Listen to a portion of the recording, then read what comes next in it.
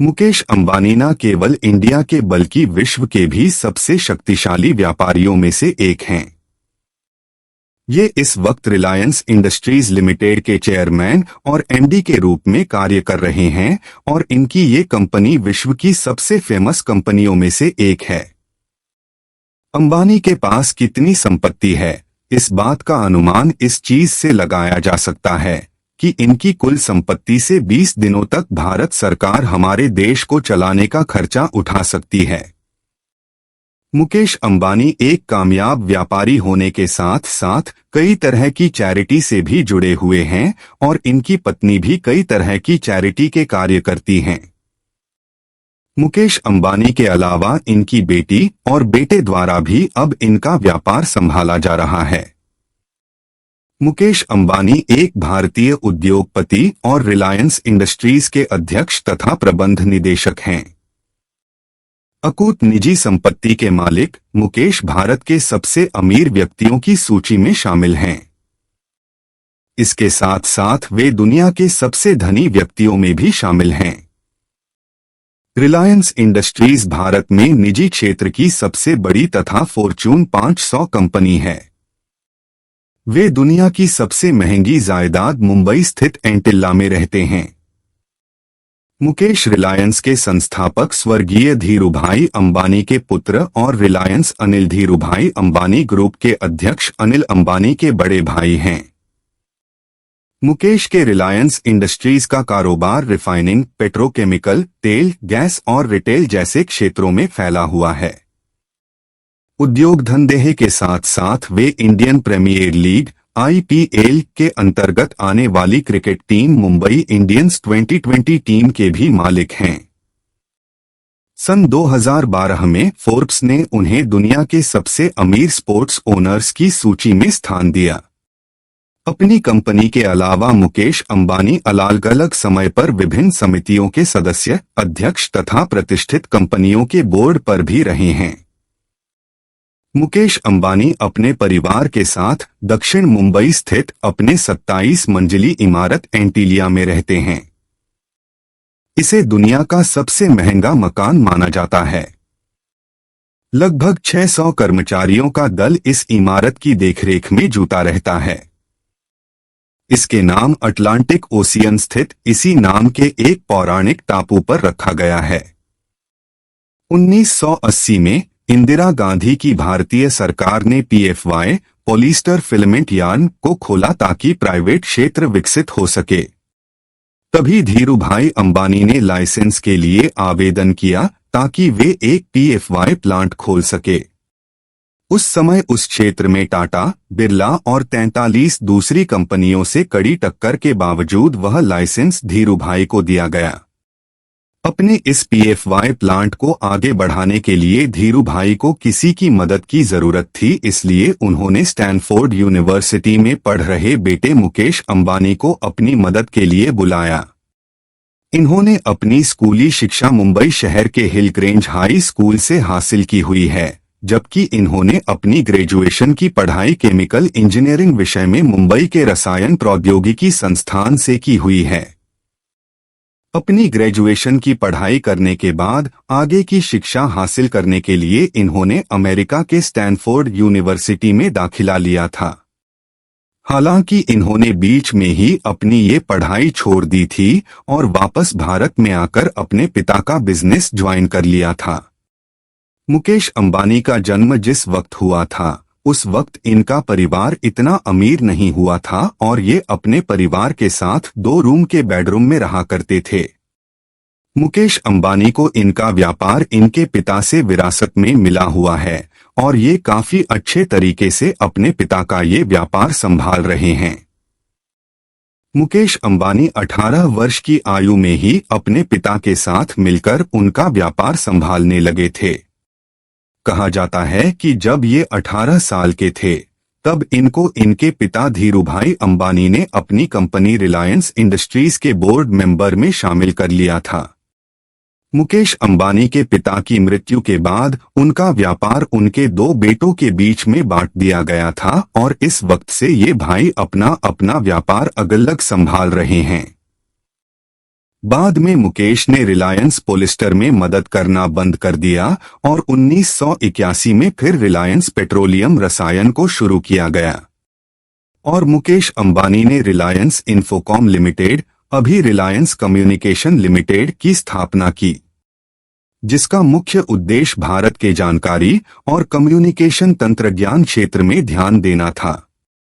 अंबानी आगे बढ़ते गए और उन्होंने दुनिया का सबसे बड़ा पेट्रोलियम रिफाइनरी जामनगर, भारत में बनाया, जिसकी 6,6,0,0,033 मिलियन टन प्रति वर्ष बैरल प्रति दिन भरने की क्षमता है, जो 2010 में भारत की सर्वाधिक प्रचलित पेट्रोलियम क्षेत्र और पावर जनरेशन के मामले में उच्च दर्जे की इंडस्ट्री थी। 18 जून 2014 को मुकेश अंबानी रिलायंस की 40वें एनुअल जनरल मीटिंग को संबोधित करते हुए कहा कि वो आने वाले 3 सालों में 1.8 ट्रिलियन रुपए अलग अलग व्यवसाय में इन्वेस्ट किया, साथ ही भारत में 2015 में 4G सर्विसेज भी लागू की।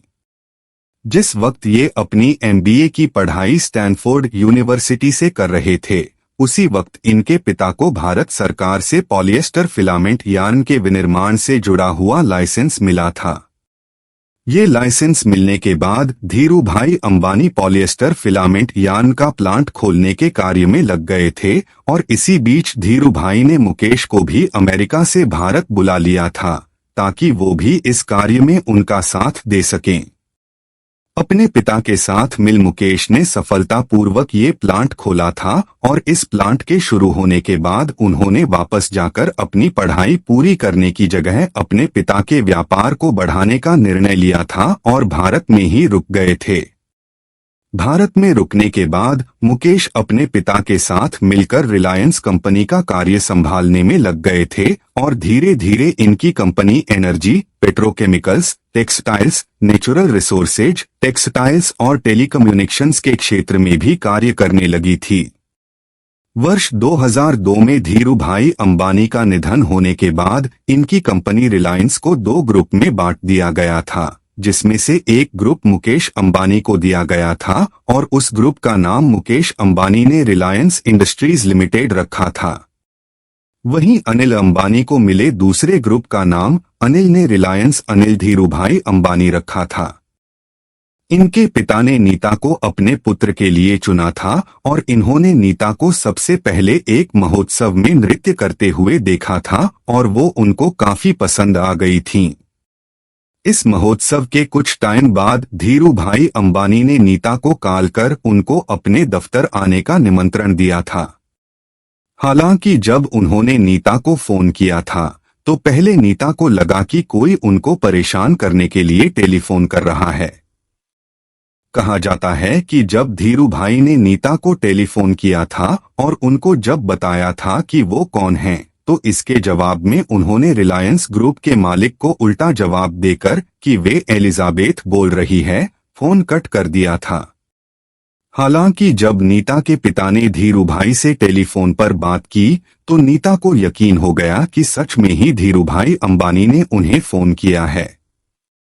धीरू भाई अंबानी से हुई नीता की पहली मुलाकात में उन्होंने नीता से पहले उनके शौक के बारे में पूछा था और बाद में उन्होंने उनको अपने पुत्र मुकेश से मिलने को कहा था।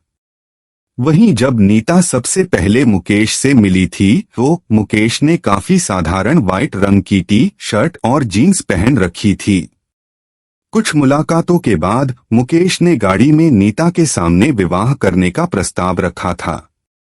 जिस वक्त उनकी गाड़ी लाल सिग्नल पर खड़ी थी, उसी वक्त मुकेश ने नीता को विवाह करने के लिए प्रपोज किया था। इतना ही नहीं, हरा सिग्नल होने पर भी मुकेश ने गाड़ी तब तक स्टार्ट नहीं की थी जब तक नीता ने उनका प्रपोजल स्वीकार नहीं कर लिया था। वहीं नीता के हाँ कहने के कुछ समय बाद ही इन दोनों का विवाह करवा दिया गया था। नीता अंबानी एक गुजराती परिवार से ताल्लुक रखती हैं। नीता के परिवार में संगीत और शास्त्रीय नृत्य को काफी पसंद किया जाता रहा है और उनके परिवार में संगीत और नृत्य काफी मायने रखते हैं। नीता की माता एक प्रख्यात गुजराती लोकनृत्यकी थीं। नीता जब केवल 8 साल की थीं, तभी से उनकी मां ने उन्हें नृत्य सिखाना शुरू कर दिया। नीता ने बचपन से ही नृत्य में अपनी गहरी रुचि दिखाना शुरू कर दिया था और देखते ही वह भरतनाट्यम की एक कुशल नृत्यांगना बन गईं। नीता पूरे गुजरात में अलग अलग समारोहों में भरतनाट्यम प्रस्तुत किया करती थीं। एक ऐसे ही कार्यक्रम में धीरू भाई ने नीता को भरतनाट्यम करते हुए देखा। नीता के इस मंत्रमुग्ध कर देने वाले नृत्य से धीरू भाई काफी प्रभावित हुए। धीरू भाई ने देखा कि नीता न केवल शानदार नृत्य कर रही हैं, बल्कि उनके सौंदर्य में भारतीय परंपरा की झलक है। धीरू भाई ने नीता के इस नृत्य को बिड़ला मातोश्री में देखा था। नीता ने जब अपना नृत्य समाप्त कर लिया तो धीरू भाई ने कार्यक्रम के आयोजक से नीता के बारे में जानकारी ली। यही नहीं, धीरू भाई ने नीता का टेलीफोन नंबर लिया और उनसे जुड़े अन्य ब्यौरे अपने साथ ले गए। वर्ष 2005 में मुकेश अंबानी अपनी कंपनी के चेयरमैन और एमडी बने थे और तब से लेकर अभी तक इन्होंने कई अहम उपलब्धियां हासिल की हैं। इन्होंने गुजरात में पेट्रोलियम रिफाइनरी को स्टार्ट किया था और इस वक्त ये विश्व की सबसे बड़ी रिफाइनरी है। साल 2010 की एक रिपोर्ट के मुताबिक इस रिफाइनरी से 6,68,000 बैरल पेट्रोलियम हर दिन निकाला जाता है। वर्ष 2006 में मुकेश अंबानी ने रिलायंस फ्रेश स्टोर्स को स्टार्ट किया था और इस वक्त हमारे देश में रिलायंस फ्रेश की 700 से भी ज्यादा स्टोर्स की श्रृंखला मौजूद हैं। रिलायंस फ्रेश स्टोर खाद्य पदार्थों और विभिन्न घरेलू उत्पादों को बेचने से जुड़ा हुआ स्टोर। मुकेश अंबानी के व्यापार को अब उनके साथ मिलकर उनका बड़ा बेटा और बेटी भी चला रही हैं और ये सब साथ में मिलकर रिलायंस कंपनी का कार्य देख रहे हैं। साल 2016 में मुकेश अंबानी की कंपनी ने टेलीकम्युनिकेशन के क्षेत्र से जुड़ी जियो कंपनी को शुरू किया था और मोबाइल नेटवर्क ऑपरेटर से जुड़ी इस कंपनी ने बेहद ही कम समय में टेलीकॉम बाजार में काफी अच्छी पकड़ बना ली है। हाल ही में इन्होंने अपने बच्चों के साथ मिलकर जियो गीगा फाइबर नामक ब्रॉडबैंड सर्विस भी स्टार्ट की है। इसके द्वारा लोगों को तेज गति का नेट कनेक्शन मिलेगा। मुकेश अंबानी भारत के सबसे प्रखर उद्योगपति स्वर्गीय धीरूभाई अंबानी के पुत्र हैं। धीरूभाई अंबानी एक भारतीय इंडियन उद्यमी एवं रिलायंस इंडस्ट्रीज के संस्थापक थे। इनके भाई अनिल अंबानी रिलायंस अनिल धीरूभाई अंबानी समूह अनिल धीरूभाई अंबानी ग्रुप के प्रमुख हैं। यह समूह दूरसंचार, बिजली, प्राकृतिक संसाधनों, बुनियादी सुविधाओं और वित्तीय सेवाओं के क्षेत्र में काम करता है। पिता की मृत्यु के बाद दोनों भाइयों में अति प्रचारित कहासुनी हुई, जिसके बाद रिलायंस समूह दो भागों में विभाजित हो गया। मुकेश अंबानी की पत्नी नीता अंबानी रिलायंस इंडस्ट्रीज के सामाजिक एवं धर्मार्थ कार्यों को देखती हैं। उनके 3 बच्चे हैं, आकाश, ईशा और अनंत। मुकेश अंबानी इस वक्त दुनिया का सबसे महंगा घर बनवा रहे हैं। इसकी कीमत $2 अरब है। मुंबई के व्यापारिक क्षेत्र में यह 27 फ्लोर वाला 60 मंजिला स्काई स्क्रैपर होगा। एंटीलिया और घर निर्मित हैं, उपयोग में हैं। इनका परिवार गुजरात के मोड़ बनिया समुदाय से ताल्लुक रखता है। उनकी माता का नाम है कोकिला बेन अंबानी। देश के सबसे अमीर व्यक्ति मुकेश अंबानी। एक दिन वे अपने दफ्तर जाने के लिए मुंबई स्थित घर एंटीलिया की पार्किंग में पहुंचते हैं। अपनी पसंदीदा मर्सिडीज कार की चाबी निकालने के लिए जेब में हाथ डालते हैं, लेकिन चाबी नहीं मिलती। 27 फ्लोर के पूरे घर में चाबी खोजी जाती है। नहीं मिलने पर अंबानी दूसरी कार से ऑफिस चले जाते हैं। इसके बाद अंबानी का IIM pass out general manager Mercedes के ऑफिस में फोन करता है। तड़के 3 बजे एक हेलीकॉप्टर एंटीलिया के टॉप फ्लोर पर उतरता है। उसमें जर्मनी से आया मर्सिडीज का ऑफिसर बैठा होता है जो अंबानी के स्टाफ को डुप्लीकेट चाबी सौंपता है और वापस जर्मनी चला जाता है। कुछ ऐसा है हर घंटे 1.20 करोड़ रुपए और डेली 29 करोड़ रुपए कमाने वाले मुकेश अंबानी का रुतबा। इतने अमीर इंसान होने के बाद भी ये साधारण जीवन जीना पसंद करते थे हैं और आम तौर पर साधारण सफेद शर्ट और काली पैंट पहनना पसंद करते हैं। स्कूली दिनों में हॉकी गेम इनका मनपसंद गेम हुआ करता था और ये इस खेल को खेलना काफी पसंद किया करते थे। लेकिन अपनी पढ़ाई पर ध्यान देने के कारण इन्हें इस खेल से दूरी बनानी पड़ी थी। हमारे देश के कई फेमस बिजनेसमैन जैसे आदि गोदरेज, आनंद महिंद्रा और आनंद जैन इनके स्कूल मेट हुआ करते थे और आज भी इनकी दोस्ती कायम है। मुकेश अंबानी काफी शर्मीले तरह के व्यक्ति हैं और ये पब्लिक स्पीकिंग से काफी डरते हैं। हालांकि इस डर के बावजूद भी इन्होंने कई सारी अच्छी स्पीच दे रखी हैं। मुकेश अंबानी को फिल्में देखने का काफी शौक है और इन्होंने अपने घर में एक थिएटर भी बनवा रखा है और ये हर हफ्ते कम से कम 3 मूवी जरूर देखते हैं। इन्होंने अपनी पत्नी के 50वें जन्म दिवस पर उन्हें एक प्राइवेट प्लेन गिफ्ट किया था और इस प्लेन का मूल्य $62 मिलियन है।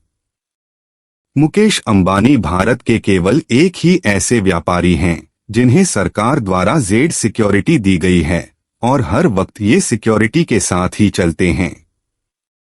इसके अलावा इनके द्वारा सबसे ज्यादा टैक्स भी भारत सरकार को दिया जाता है और भारत के कुल कर राजस्व का 5% कर इनकी कंपनी द्वारा ही भरा जाता है। बिजनेस के बांटवारे से पहले इनके और इनके भाई के बीच इनके व्यापार को लेकर मतभेद की खबरें अक्सर न्यूज में आती रहती थी। मुकेश अंबानी ने एक इंटरव्यू देते हुए इस बात को कबूला था और कहा था कि ये उनका निजी मामला है। वर्ष 2014 में इनके खिलाफ एक कानूनी शिकायत दर्ज की गई थी और उस एफआईआर में उनके खिलाफ प्राकृतिक गैस के अधिक मूल्य निर्धारण करने का आरोप था। इसके अलावा इन पर ब्यूरोक्रेट्स से सांठ-गांठ करना का आरोप भी एक बार लग चुका है। मुंबई में बनाए गए इनके सबसे महंगे घर यानी एंटीलिया को लेकर भी इनकी काफी आलोचना की गई थी। इसके अलावा जिस जमीन पर इन्होंने ये घर बनाया था उस जमीन पर महाराष्ट्र के वक्फ बोर्ड ने अपना हक बताया था। Thank you.